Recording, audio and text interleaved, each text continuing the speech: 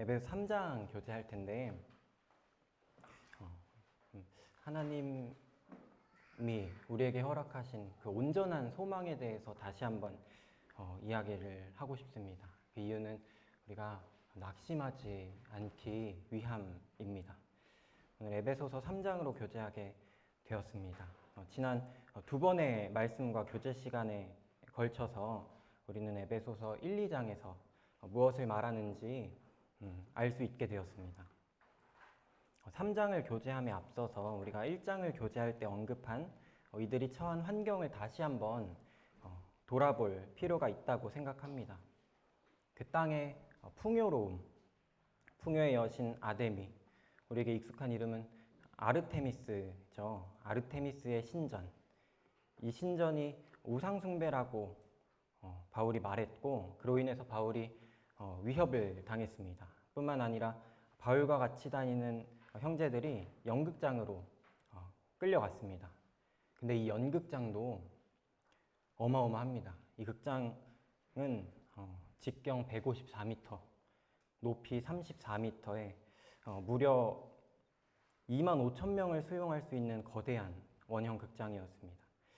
성경에 나타난 이 한 사건과 지금 보더라도 거대한 이 두 건물만 보더라도 그 당시에 에베소의 풍요로움은 상당했을 것으로 여겨집니다. 그런 환경에서 그리스도인으로서 사는 것은 참 낙심이 됩니다. 풍요롭지 못해 보이는 그리스도의 삶, 또 그리스도인의 삶을 볼 때, 교회의 핍박을 볼 때 낙심이 됩니다. 그래서 에베소서에서 특히 자주 등장하는 단어가 있습니다. 개인적으로는 상속과 풍성함이라고 생각합니다. 우리가 이 배경을 생각하면서 이 단어들에 집중할 필요가 있는 것 같습니다. 그러므로 우리가 낙심이 되지 않기를 원합니다. 하늘에 속한 신령한 복과 하나님의 은혜의 경륜, 즉 그리스도인들이 받은 복과 받을 복, 그리고 이전에는 하나님께서 유대인들에게만 복을 주신다고 여겼는데 이제 이 시대에는 출신과 상관없이 하나님께서 그리스도를 통해 자기에게 나아오는 모든 자들을 교회로 부르시고 하늘에 속한 복을 그 모두에게 허락하신다는 사실을 알려주셨습니다. 3장은 1, 2장의 이러한 이야기들을 다시 한번 언급하며 편지를 이어갑니다. 교회는 그리스도의 몸이며 하나님의 처소이며 이방인과 유대인이 상관없이 부름받아서 이 땅이 아닌 하늘의 소망을 두라고 하십니다. 1절입니다. 3장 1절입니다. 이러므로 그리스도 예수의 일로 너희 이방인을 위하여 갇힌 자 된 나 바울이 말하거니와, 지금까지 언급했던 이 모든 일이 그리스도 예수의 일입니다. 하나님께서 예수 그리스도 안에서 모든 것을 계획하셨고 그리스도께서 이것들을 이루셨습니다. 그 사실을 우리가 유념하기 원합니다. 그리스도 예수의 일로 이방인들에게 예수 그리스도의 복음을 전하기 위해서 갇힌 자 된 바울이 말합니다. 2절로 4절 읽겠습니다. 너희를 위하여 내게 주신 하나님의 그 은혜의 경륜을 너희가 들었을 터이라. 곧 계시로 내게 비밀을 알게 하신 것은 내가 먼저 간단히 기록함과 같으니 그것을 읽으면 내가 그리스도의 비밀을 깨달은 것을 너희가 알 수 있으리라. 바울은 1장과 2장을 통해서 먼저 하나님의 은혜의 경륜에 대해서 썼습니다. 그 은혜의 경륜은 지금까지 우리가 공부한 내용인 그리스도와 교회에 관련한 내용들입니다. 특별히 하나님께서 부르신 자들, 곧 교회, 그리스도의 몸된 교회, 하나님의 처소로 지어져가는 교회, 그 교회에게 주어지는 하늘에 속한 신령한 복, 그리스도와 함께 받는 상속과 같은 것들이 바로 그리스도의 비밀입니다. 이방인들에게도 주어진 하나님의 초대입니다. 그리고 이 비밀에서 가장 중요하게 여겨져야 할 것은 그리스도입니다. 그리스도로 말미암아 구원을 얻고 그리스도와 함께 살리시고 그리스도 안에서 연결되어 함께 지어져가는 이 모든 것이 그리스도로 말미암았음을 우리는 기억해야 합니다. 그렇기에 복음과 그로 인해 생긴 결과인 교회는 그리스도의 비밀이라고 할 수 있는 것입니다. 5절로 6절입니다. 이제 그의 거룩한 사도들과 선지자들에게 성령으로 나타내신 것 같이 다른 세대에서는 사람의 아들들에게 알리지 아니하셨으니 이는 이방인들이 복음으로 말미암아 그리스도 예수 안에서 함께 상속자가 되고 함께 지체가 되고 함께 약속에 참여하는 자가 됨이라. 그리스도의 비밀은 다른 세대에서는 사람들에게 알리지 않으셨습니다. 실제로 구약 성경에서는 교회의 개념이 등장하지 않는 것을 볼 수 있습니다. 유대인들만 받는다고 여겨졌던 하나님의 축복이 이방인들에게도 전해졌습니다. 그리스도 예수 안에서 함께 상속자가 되고 함께 지체가 되고 함께 약속에 참여함이 되는 이 일이 비밀이었습니다. 저는 사실 그리스도인으로서 살면서 이 상속에 대해서 크게 염두해 본 적이 없는 것 같습니다. 그런 에베소서를 읽으면 읽을수록 이것을 참 중요하게 다루고 있다는 사실을 알 수 있습니다. 이 하나님의 상속에 대해서 기대하거나 소망을 둬야겠다는 생각을 했습니다. 그래야 우리가 하나님으로부터 오는 고난과 환난이 있을 때 그것을 견뎌내고 또 참을 수 있습니다. 또 오히려 풍성한 하나님을 경험할 수 있게 되는 것 같습니다. 7절로 8절 읽겠습니다. 이 복음을 위하여 그의 능력이 역사하시는 대로 내게 주신 하나님의 은혜의 선물을 따라 내가 일꾼이 되었노라. 모든 성도 중에 지극히 작은 자보다 더 작은 나에게 이 은혜를 주신 것은 측량할 수 없는 그리스도의 풍성함을 이방인에게 전하게 하시고, 바울이 이 복음을 위해서 하나님의 은혜의 선물을 따라 일꾼이 되었습니다. 이방인들에게 이 비밀의 복음을 전하고 있다고 말하고 있습니다. 근데 우리들에게는, 저에게는 종종 부끄러움으로 다가오는 이 복음이 바울에게는 아주 좋은 소식을 전하는 일이었습니다. 비밀을 전하는 일이라고 합니다. 그것도 아주 좋은 소식을 전하는 일입니다. 희소성이 있습니다. 나만 알고 있는 혹은 소수만 알고 있는 어떤 중요한 사실, 이 땅에서 그런 것들을 전할 때 왠지 모를 설렘이 있습니다. 복음이 아닌 것들에 대해서 그런 것들을 전할 때 그렇습니다. 근데 그래서 바울은 이 복음을 전하는 것에 부끄러움이 아닌 기쁨 가운데 전했으리라 생각합니다. 세상에 더할 나위 없는 좋은 소식을 전하는 일입니다. 우리도 이 비밀을 전해야 합니다. 만약에 제가 누군가에게 이 땅의 풍성함, 예를 들어서 로또 번호를 미리 알고 그것을 알려준다고 하면 내가 이렇게나 망설일까 싶습니다. 그런 생각을 할 때 그리스도의 풍성함에 대한 제 믿음을 돌아보게 됩니다. 그의 능력이 역사하시는 대로 내게 주신 하나님의 은혜의 선물을 따라 제가 또 우리가 하나님의 일꾼이 되어야 합니다. 그리스도의 풍성함을 깨닫고 믿을 때 우리의 복음은, 그 기쁜 복음은 확신 가운데 전해지게 됩니다. 하나님 속에 감추어졌던 비밀은 곧 9절로 10절, 11절 먼저 읽겠습니다. 영원부터 만물을 창조하신 하나님 속에 감추어졌던 비밀의 경륜이 어떠한 것을 드러내게 하려 하심이라. 이는 이제 교회로 말미암아 하늘에 있는 통치자들과 권세들에게 하나님의 각종 지혜를 알게 하려 하심이니 곧 영원부터 우리 주 그리스도 예수 안에서 예정하신 뜻대로 하신 것이라. 하나님 속에 감추어져 있던 비밀은 곧 모든 자들이 예수 그리스도를 통해서 하나님께 나올 수 있다는 사실입니다. 그리스도 안에서 함께 상속받고 함께 지체가 되고 함께 약속에 참여하는 자가 되는 것, 그리고 그렇게 불러낸 무리를 교회라고 하십니다. 교회를 통해서 하늘에 있는 통치자들과 권세들, 곧 천사들이라고 믿습니다. 천사들에게 하나님의 각종 지혜를 알리십니다. 가장 낮은 자를 위해서 가장 높으신 분이 희생하는 일은 천사들이 상상도 못했을 것입니다. 하나님이 인간의 몸을 입고 오시는 것, 그 하나님이 십자가에 달려 죽으시는 것, 부활과 승천하심, 그리고 이제는 하나님의 오른편에 앉으신 일과 교회가 그리스도의 신부로 준비되어 가는 이 모든 일들이 하나님의 지혜라고 여겨집니다. 이것을 하나님이 그리스도 예수 안에서 영원부터 계획하셨고 또 교회를 통해 알리셨습니다. 12절로 13절입니다. 우리가 그 안에서 그를 믿음으로 말미암아 담대함과 확신을 가지고 하나님께 나아감을 얻느니라. 그러므로 너희에게 구하노니 너희를 위한 나의 여러 환난에 대하여 낙심하지 말라. 이는 너희의 영광이니라. 저는 그 에베소서가 생각보다 많이 어렵더라고요. 내용도 내용이고 또 이렇게 나오는 표현들이 어려웠습니다. 저는 그 이유를 이 구절에서 알게 된 것 같습니다.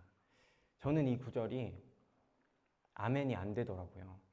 왜냐면은 바울의 환난에 대해서 낙심이 안 됐기 때문입니다.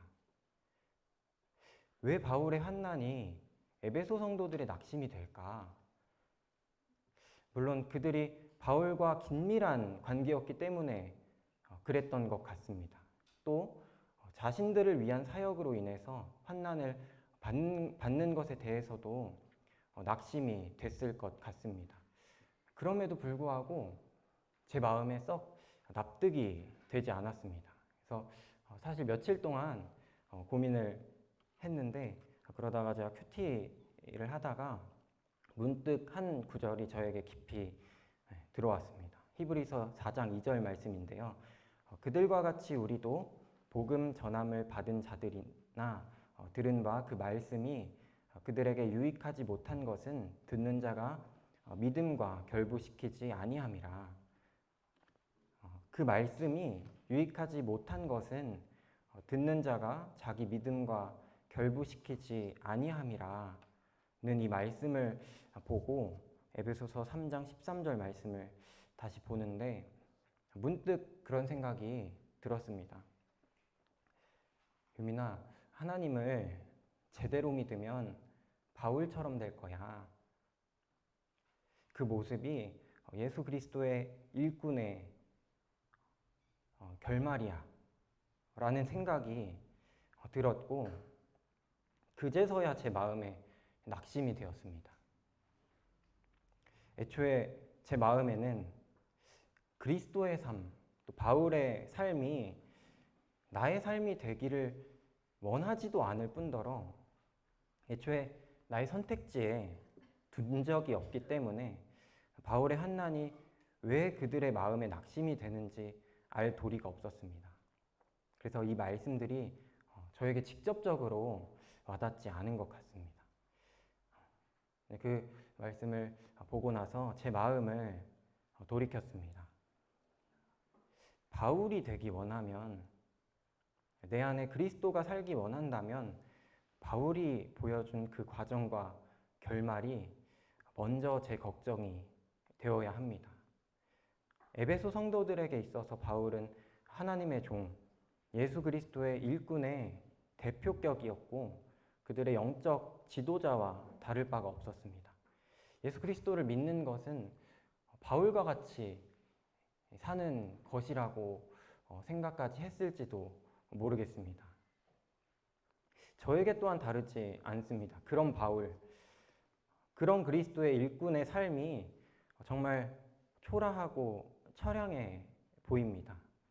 이 풍성한 에베소 지역에서 풍성하지 못한 우리와 우리의 본이 된다고 하는 바울의 모습을 볼 때 그들도 어쩌면 이런 연유로 낙심이 됐을 수도 있겠다는 생각을 했습니다.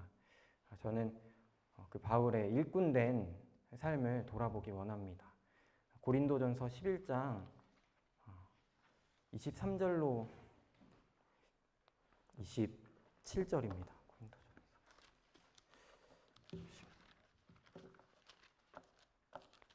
고린도후서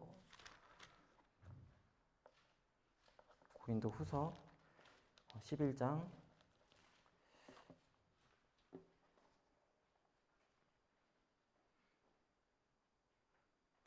23절로 27절입니다.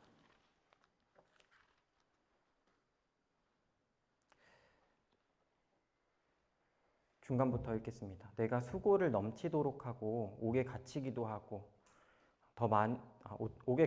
더 많이 하고 매도 수없이 맞고 여러 번 죽을 뻔하였으니 유대인들에게 40에서 하나 감한 매를 5번 맞았으며 3번 태장으로 맞고 1번 돌로 맞고 3번 파선하고 1죄아를 깊은 바다에서 지냈으며 여러 번 여행하면서 강의 위험과 동족의 위험과 시내의 위험과 광야의 위험과 거짓 형제 중에 위험을 당하고 또 수고하여 애쓰고 여러 번 자지 못하고 줄이며 목마르고 여러 번 굶고 춥고 헐벗었노라.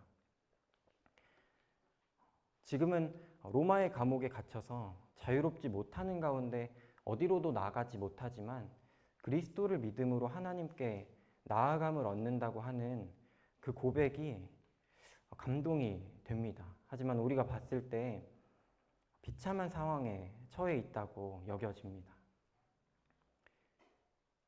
이것이 낙심이 되시나요? 우리는 사실 낙심이 되어야 합니다.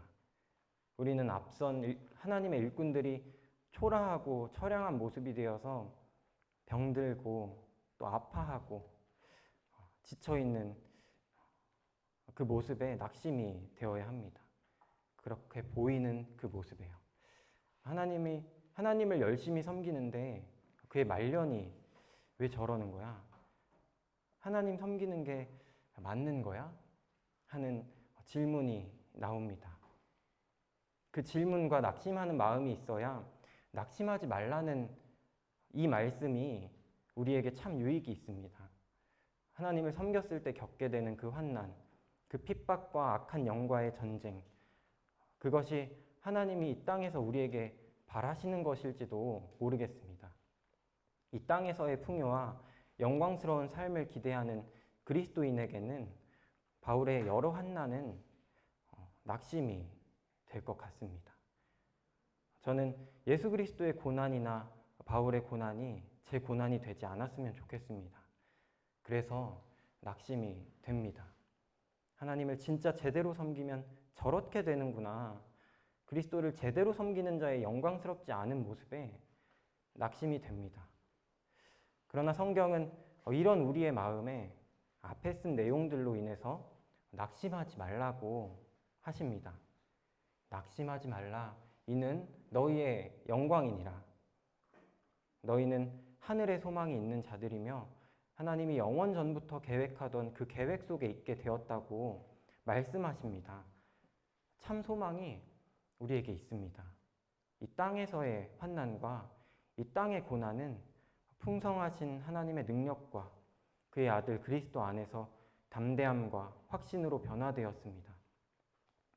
그리스도는 사흘 만에 부활하셔서 하나님의 오른편에 앉아 계십니다.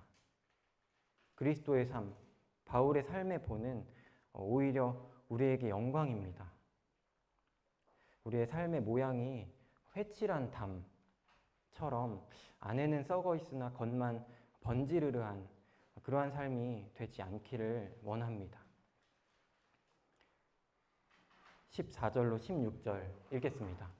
이러므로 내가 하늘과 땅에 있는 각 족속에게 이름을 주신 아버지 앞에 무릎을 꿇고 비노니 그의 영광의 풍성함을 따라 그의 성령으로 말미암아 너희 속사람을 능력으로 강건하게 하시오며. 바울의 기도가 참 감동적입니다. 성도를 향한 그 마음이 그 기도에 담겨 있는 것, 그것이 느껴집니다.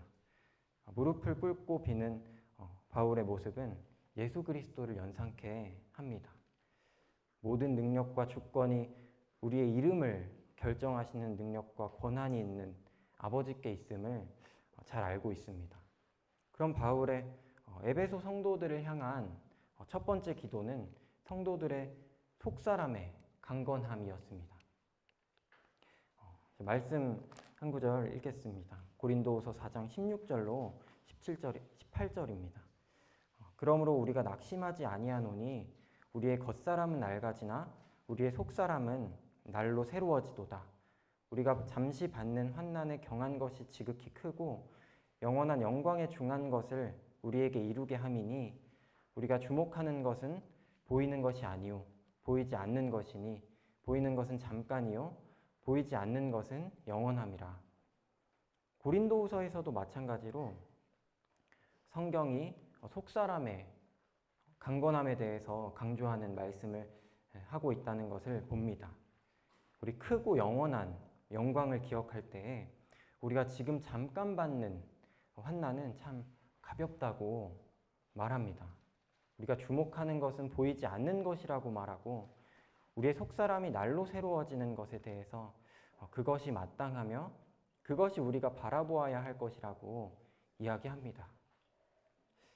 아직 여기 청년들에게는 와닿지 않겠지만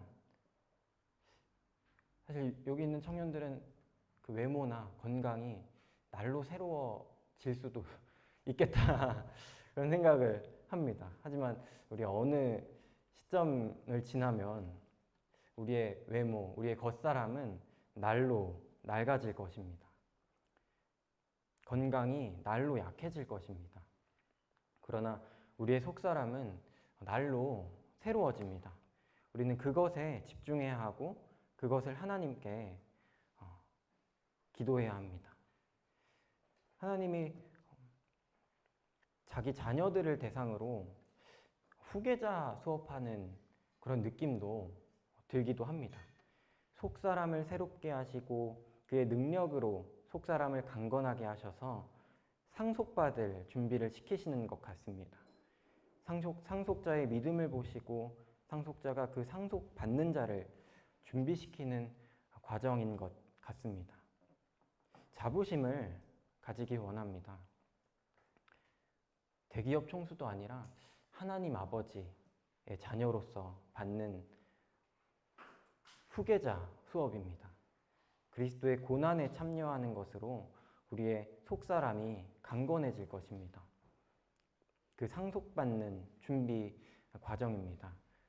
우리의 믿음이 바라는 것들의 실상이고 보이지 않는 것들의 증거입니다. 우리는 믿음으로 담대함과 확신 가운데 서기 원합니다. 17절입니다. 믿음으로 말미암아 그리스도께서 너희 마음에 계시게 하시옵고 너희가 사랑 가운데서 뿌리가 박히고 터가 굳어져서. 바울의 두 번째 기도는 믿음으로 말미암은 그리스도의 내주하심입니다. 그리스도가 우리 마음에 거하실 때 우리는 이 땅을 바라보지 않습니다. 그리스도의 삶은 바울의 그것보다 더욱 비참하셨을 것 같습니다. 이전에 하늘의 영광을 누리던 하나님께서 인간의 몸을 입고 이 땅에 내려오셨다는 사실은 이 땅에서 왕으로 지내셔도 그 영광이 경험하던 것에 한참을 못 미치실 분께서 오히려 멸시를 당하시고 쫓겨당하시고 다니시고 채찍에 맞고 십자가에 못 박히시는 그 그리스도를 기억할 때 그 그리스도를 믿음으로 내 마음에 그리스도께서 사신다면 우리의 삶에 그리스도의 고난이 나타났을 때 그것이 우리의 영광이 되어질 거라고 확신합니다. 18절입니다. 능히 모든 성도와 함께 지식에 넘치는 그리스도의 사랑을 알고. 바울의 세 번째 기도로 성도들이 사랑 가운데서 뿌리가 박히고 터가 굳어져서 지식을 뛰어넘는 그리스도의 사랑을 알게 하시기를 구했습니다. 그리고 이것은 모든 성도와 함께 해야 합니다. 우리에게 각자의 분량대로 보여주시는 것들이 있습니다. 같은 말씀을 보더라도 느끼는 사랑의 정도나 결이나 내용이 완전히 다를 때도 있습니다. 우리는 그것들을 나누고 함께 경험하고 그러므로 그리스도의 그 크신 사랑을 교제해야 합니다. 앞서 말씀드린 것처럼 그리스도 예수 우리 주님께서 어떤 모습으로 이 땅에 오셨는지, 어떤 일을 우리에게 보이시고 행하셨는지, 어떤 취급을 받고 어떤 삶을 우리에게 본으로 보여주셨는지 그 사랑을 기억하기 원합니다. 아이러니하게도 이러한 말씀을 받은 에베소 교회는 요한계시록의 기록에 따르면 그 처음 사랑을 잃어버렸다고 하십니다. 그러나 너를 책망할 것이나니 너의 처음 사랑을 버렸느니라. 그러므로 어디서 떨어졌는지를 생각하고 회개하여 처음 행위를 가지라. 요한계시록 2장 4, 5절 말씀입니다. 지식에 넘치는 그리스도의 사랑을 알라고 하는 에베소서 말씀과 동시에 너의 처음 사랑을 버렸다고 책망하시는 요한계시록의 말씀 또한 우리 마음에 같이 새기기 원합니다. 무엇보다도 그리스도의 그 사랑을 지식적으로 아는 것보다 인격적으로 알기를 원합니다. 그리스도께서 우리를 사랑하신다는 지식을 뛰어넘어서 그 사랑을 그와 동행함으로 경험하기를 원합니다. 언젠가 제가 한번 그 어떤 음식을 먹는데 같이 먹던 일행이 그 안에 있던 어떤 채소의 맛을 봤는데 레몬그라스의 맛이랑 비슷하다고 해서 제가 레몬그라스가 뭐냐, 어떤 맛이 나냐 물어봤는데 아무리 설명을 들어도 그 맛을 알 도리가 없었습니다. 결국에는 나중에 먹어보겠다고 그렇게 하고 설명을 그만뒀습니다. 결국에는 먹어봐야 합니다. 우리가 아무리 누군가의 미담을 듣고 그 사랑하는 모습을 듣고 또 책을 보더라도 그 사람 옆에서 실제로 사랑하는 사람보다 그 사람에 대해 많이 알 수 없습니다. 지식으로는 다 알 수 없는, 지식에 넘치는 그리스도의 사랑을 경험함으로 알기 원합니다. 19절입니다. 그 너비와 길이와 높이와 깊이가 어떠함을 깨달아 하나님의 모든 충만하신 것으로 너희에게 충만하게 하시기를 구하노라. 그리스도의 사랑에 너비와 길이와 높이와 깊이가 있습니다. 각각이 뜻하는 바가 있습니다. 그 넓이, 그 너비는 에베소서 2장 10절 이하에 나오는 대로 이방인과 유대인들을 구원하시고 모든 사람을 폭넓게 포용하시는 그 사랑입니다. 길이는 영원부터 영원까지 에베소서 1장 4절에 창세 전에 택하신 것과 2장 7절에 그 은혜의 풍성함을 오는 여러 세대에 나타내심입니다. 높이는 2장 6절에 함께 일으키사 그리스도 예수 안에서 함께 앉히시는 것을 떠올리게 합니다. 그 깊이는 2장 1에서 3절에 우리의 모습이 나타납니다. 우리가 얼마나 깊은 곳에서부터 건짐을 받았는지 떠올리게 됩니다. 이것으로 예수 그리스도의 사랑이 얼마나 넓은지, 긴지, 높은지, 깊은지 다시 한번 떠올리게 됩니다. 이것을 토대로 우리는 그리스도의 사랑을 계속해서 측량해야 합니다. 그 너비와 길이와 높이와 깊이가 어떠함을 깨닫기 위해서 우리가 그리스도의 사랑을 교제할 필요가 있습니다. 그렇게 하더라도 사실은 무한하신 사랑입니다. 측량이 불가능합니다. 찬송가의 가사가 기억이 납니다. 하늘을 두루마리 삼고 바다를 먹물 삼아도 그 크신 하나님의 사랑 다 기록할 수 없도다. 로마서 11장 33절에 깊도다 하나님의 지혜와 지식의 풍성함이여 그의 판단은 헤아리지 못할 것이며 그의 길은 찾지 못할 것이로다. 우리가 하나님의 지혜와 지식의 풍성함을 다 알 수 없는 것처럼 그리스도의 사랑 또한 이와 같을 것입니다. 그래도 그 측량이 계속될수록 우리에게 참 유익합니다. 우리에게 얼마나 크신 사랑인지 깨달아가는 것이기 때문입니다. 여기도 끝이 아니야? 더 길고 더 넓고 더 깊다고? 그 너비가 얼마나 넓을지 그 길이와 높이와 깊이를 우리가 평생을 할애해도 다 알 수 없을 것입니다. 나는 이런 그리스도의 사랑의 너비를 경험했다고, 나는 이렇게 높은 그리스도의 사랑을 경험했다고 교제할 때 그 풍성하신 사랑을 점점 더 깨닫게 됩니다. 하나님의 충만하심을 그리스도의 사랑으로 경험할 수 있습니다. 그리스도의 사랑을 깨달으면 깨닫게 될수록 우리는 이 땅이 줄 수 없는 풍요로움, 곧 마음의 풍요와 영적 충만을 경험하게 될 것입니다. 사람은 그 아는 것 이상의 것을 생각할 수 없는 것 같습니다. 만약에 제가 여기서 누군가의 생각을 읽을 수 있다고 해도 그 사람이 제가 아는 것 그 이상의 생각을 하고 있으면 그 생각을 읽을 수 없을 것입니다. 예를 들어서 제가 주호 형제가 무슨 생각을 하는지 들여다봤는데 주호 형제가 오일러의 미분 방정식을 생각하고 있다고 하면은 저는 그게 오일러의 미분 방정식인지도 모르고 그 생각을 읽는 것을 멈출 것입니다. 주의자매가 베트남어로 베트남 성경을 보고 있어도 제가 그 생각을 읽는 것은 영 무리일 것입니다.